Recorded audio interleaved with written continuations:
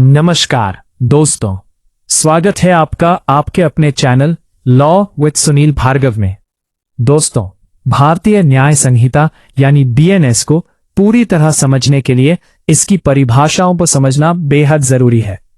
पिछले वीडियो में हमने शुरुआती उपधाराओं को समझा था और आज के इस वीडियो में हम बीएनएस की धारा 2 की उपधारा 29 से लेकर 39 तक को बहुत ही आसान और सरल भाषा में उदाहरणों के साथ समझेंगे। अगर आप कानून के छात्र हैं या कानून की जानकारी रखना चाहते हैं तो ये वीडियो आपके लिए बहुत महत्वपूर्ण होने वाला है। तो बिना समय गंवाए चलिए आज की क्लास शुरू करते हैं। आज हम पढ़ेंगे भारतीय न्याय संहिता 2023 की धारा 2 की उपधारा 29, विश्वास करने का कारण, रीजन टू बिलीव। कोई भी व्यक्ति किसी बात का विश्वास करने का कारण रखता है। ये तब कहा जाता है जब वो उस बात के विश्वास करने का पर्याप्त आधार हो, अन्यथा नहीं। चलिए इसको उदाहरण से समझते हैं। रमेश बाजार में एक व्यक्ति से मात्र 5,000 रुपए में एक ब्रांड न्यू आईफोन खरीदता है जिसकी असली कीमत 1,000 रुपए है। बेचने वाला व्यक्ति फोन का बिल या डिब्बा नहीं दे पाता है। यहां रमेश के पास ये विश्वास करने का कारण है कि वो फोन चोरी का है, क्योंकि इतनी कम कीमत और बिना बिल के फोन मिलना एक सामान्य बात नहीं है। उपधारा 30, विशेष विधि, स्पेशल लॉ। विशेष विधि से ऐसी विधि अभिप्रेत है जो किसी विशेष विषय पर लागू होती है। इसको भी उदाहरण से समझो। देश में अपराधों के लिए सामान्य कानून जैसे बीएनएस तो है ही, लेकिन बच्चों के संरक्षण के लिए एक अलग कानून बनाया गया है जिसे पॉक्सो एक्ट कहते हैं। इसी तरह भ्रष्टाचार रोकने के लिए भ्रष्टाचार निवारण अधिनियम 1988 है। ये कानून केवल अपने तयशुदा विषय जैसे बच्चों की सुरक्षा या भ्रष्टाचार पर ही लागू होते हैं, इसलिए इन्हें विशेष कानून कहा जाता है। उपधारा 31, मूल्यवान प्रतिभूति, वैल्यूएबल सिक्योरिटी। मूल्यवान प्रतिभूति का अर्थ ऐसे दस्तावेज से है जिसके द्वारा कोई विधिक अधिकार सृजित यानी बनाया गया है, विस्तृत यानी बढ़ाया गया है, अंतरित यानी ट्रांसफर किया गया है, निर्बंधित यानी सीमित किया गया है, निर्वापित यानी खत्म या छोड़ा जाता है, या फिर जिसके द्वारा कोई व्यक्ति ये स्वीकार करता है कि वो कोई विधिक दायित्व के अधीन है या वो कोई विधिक अधिकार नहीं रखता है। इसका एक सरल उदाहरण है, जब आप अपना मकान किसी को बेचते हैं और रजिस्ट्री कागजात पर दस्तखत करते हैं तो आपका मालिकाना हक दूसरे व्यक्ति को ट्रांसफर हो जाता है।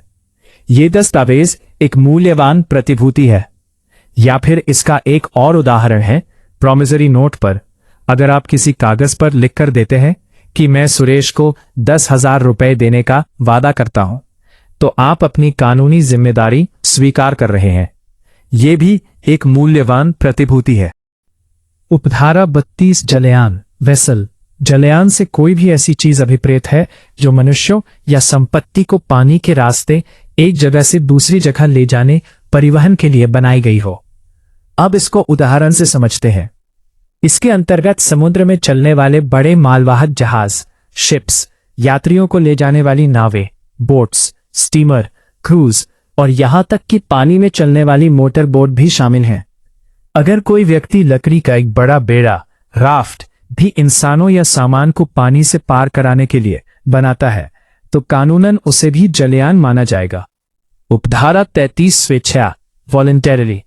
कोई भी व्यक्ति किसी परिणाम को स्वेच्छा कारित करता है तब कहा जाता है जब वह उसे उन साधनों द्वारा कारित करता है जिनके द्वारा उसका आशय उसे कारित करने का था, या उन साधनों द्वारा कारित करता है जिन्हें काम में लाते समय वह जानता था या उसके पास यह विश्वास करने का कारण था कि उनसे वह परिणाम कारित होना संभावित है।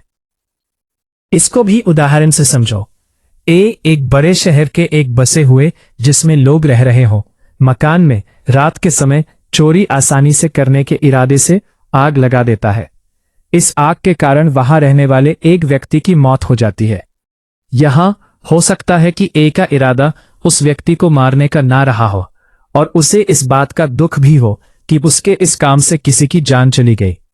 फिर भी यदि वह यह जानता था कि रात में घर में आग लगाने से किसी की मौत होना संभावित है, तो कानून यह मानेगा कि उसने वह मृत्यु स्वेच्छा से कारित की है। परंतु इसका एक उदाहरण और है। राहुल एक भीड़ भाड़ वाले बाजार में हवा में अंधाधुंध गोलियां चलाता है। उसका इरादा किसी की जान लेना नहीं, बल्कि सिर्फ रौब जमाना है।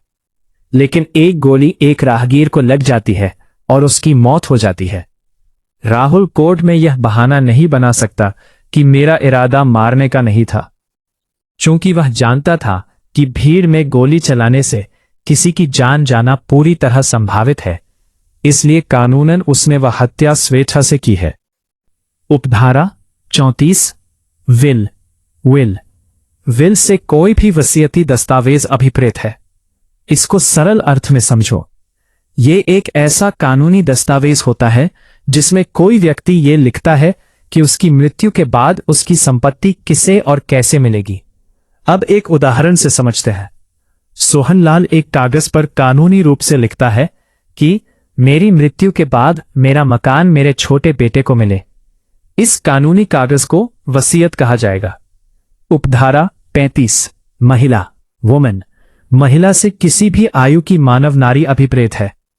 उपधारा 36 सदोष अभिलाभ, रॉन्गफुल गेन, सदोष अभिलाभ से अवैध साधनों द्वारा ऐसी संपत्ति का लाभ प्राप्त करना अभिप्रेत है जिसे प्राप्त करने का वह व्यक्ति कानूनी रूप से हकदार नहीं है। इसको भी एक उदाहरण से समझते हैं। विकास जाली कागजात बनाकर किसी दूसरे व्यक्ति की जमीन अपने नाम करवा लेता है और उसे बेचकर पैसे कमाता है। यह विकास को जो आर्थिक फायदा हुआ वह सदोष अभिलाभ है, क्योंकि वह उस संपत्ति का असली मालिक नहीं था।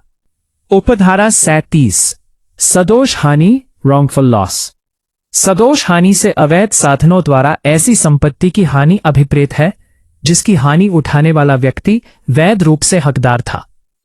इसको एक उदाहरण से समझो। रमेश की एक वैध दुकान है। उसका दुश्मन सुरेश उसकी दुकान में जबरन ताला लगा देता है, जिससे रमेश कई दिनों तक व्यापार नहीं कर पाता।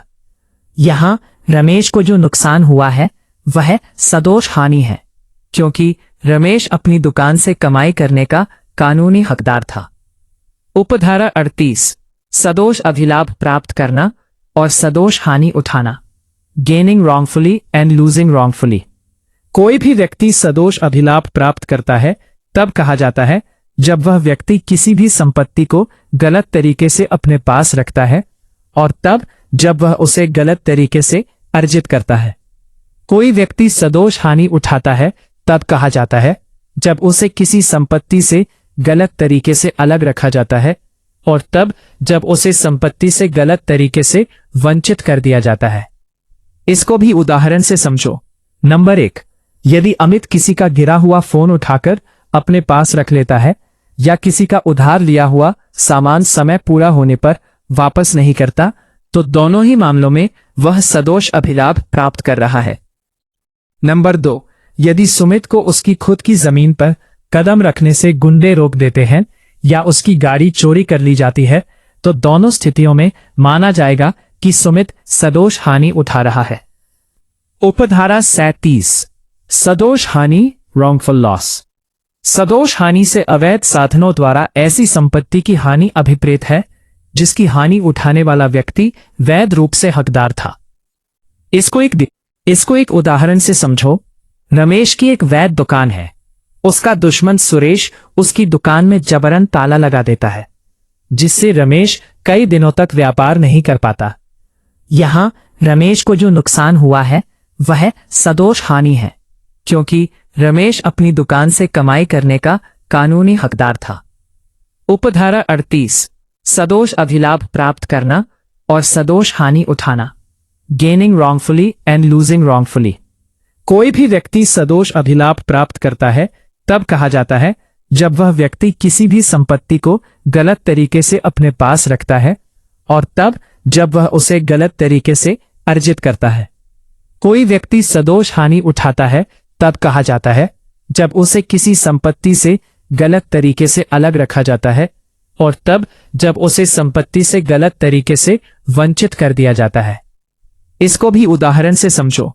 नंबर 1, यदि अमित किसी का गिरा हुआ फोन उठाकर अपने पास रख लेता है या किसी का उधार लिया हुआ सामान समय पूरा होने पर वापस नहीं करता, तो दोनों ही मामलों में वह सदोष अभिलाभ प्राप्त कर रहा है। नंबर 2, यदि सुमित को उसकी खुद की जमीन पर कदम रखने से गुंडे रोक देते हैं या उसकी गाड़ी चोरी कर ली जाती है, तो दोनों स्थितियों में माना जाएगा कि सुमित सदोष हानि उठा रहा है। उपधारा 39, बिना परिभाषित शब्दों का अर्थ, अनडिफाइंड वर्ड्स एंड एक्सप्रेशंस। जो शब्द और पद इस संहिता में उपयोग किए गए हैं, लेकिन यहां परिभाषित नहीं है, बल्कि सूचना प्रौद्योगिकी अधिनियम 2000, इंफॉर्मेशन टेक्नोलॉजी एक्ट 2000 और भारतीय नागरिक सुरक्षा संहिता 2023 BNSS 2023 में परिभाषित हैं। उनके वही अर्थ होंगे जो उन्हें उस अधिनियम और संहिता में दिए गए हैं। अगर आपको ये वीडियो पसंद आया तो इसे लाइक और शेयर करना ना भूलें। चैनल पर नए हैं तो सब्सक्राइब करके बेल आइकॉन जरूर दबाएं। कमेंट सेक्शन में बताएं कि आपको वीडियो का कौन सा हिस्सा सबसे अच्छा लगा। मिलते हैं अगले वीडियो में एक नए टॉपिक के साथ। तब तक के लिए नमस्कार।